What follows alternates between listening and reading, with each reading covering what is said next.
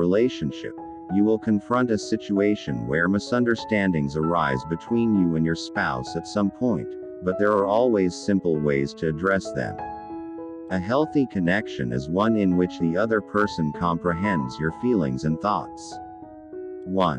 Communicate openly. If something your spouse said during a conversation bothered you, stop them right now and ask them what they meant.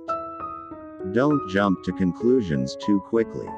You may misinterpret a comment in a bad light when the other person's intention was something else. It is preferable to freely explain what has been bothering you than keeping quiet and allowing it to fester in your heart. 2. Make your point clear. If you think you expressed something incorrectly, rephrase it so the other person understands. "I suppose I came out as wrong, but I meant this," for example, will help the other person better comprehend your point of view. 3. When you're in a fight, don't text.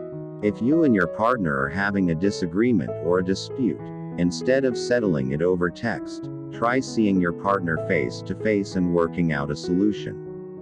When you text, the other person doesn't know your tone, which leads to more misunderstanding.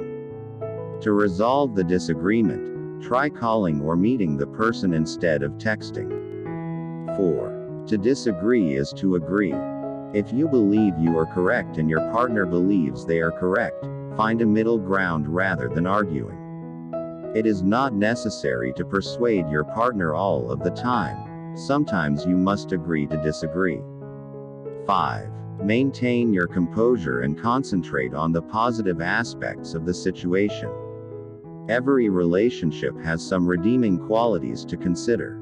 If you're worried that misunderstandings are forming between you and your partner, try to remain cool and focus on the great aspects of your relationship. You will end the disagreement and not take it forward if you focus on the positive aspects of the relationship. That is all for today.